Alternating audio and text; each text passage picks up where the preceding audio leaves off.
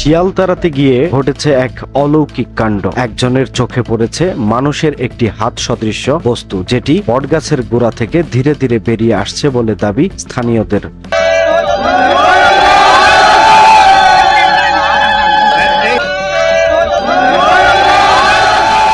অদ্ভুত ও রহস্যময় এই ঘটনাটি ঘটেছে নীলফামারীর জমের জঙ্গল নামের এলাকায়। একটা ভারী যে ওইটা নাই, ওটা পাথরও বলতে পারছি না, ওটা তো ঠাকুরের হাত যেভাবে সৃষ্টি করতেছে, ওনারে কিছু সৃষ্টিকর্তার প্রকৃতি একটা জিনিস বাইর হয়েছে, এইটুকুই আমরা জানি। স্থানীয়রা বলছেন হাতটা ধীরে ধীরে বেরিয়ে আসছে। দুপুর 1:30 থেকে 1-1.5 ঘন্টার মধ্যে যতটুকু বেরিয়েছে ততটাই তারা দেখতে পাচ্ছেন।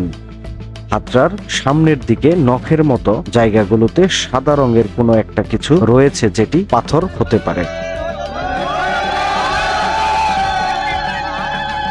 এই খবর মুহূর্তের মধ্যে ছড়িয়ে পড়েছে এলাকা জুড়ে এবং অদ্ভুত এই ঘটনার সাক্ষী হতে শত শত মানুষ, বিশেষ করে সনাতন ধর্মাবলম্বীরা ভিড় করছেন বটগাছটির আশেপাশে।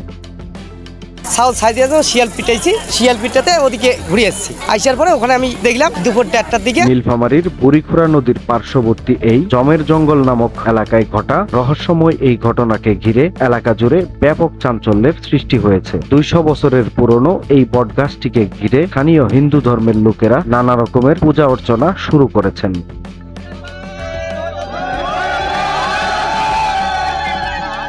তবে এই ঘটনাকে অনেকে গুজব সৃষ্টি করে পয়সা হাতিয়ে নেওয়ার ধান্দা বলে দাবি করছেন এবং কেউ ইচ্ছাকৃত বিভ্রান্তি সৃষ্টির চেষ্টা করছে বলে দাবি অনেকের। কেউ কেউ আবার হাত সদৃশ এই বস্তুটিকে এক ধরনের ছত্রাক বা বটগাছের শিকড় হতে পারে বলেও ধারণা করছেন।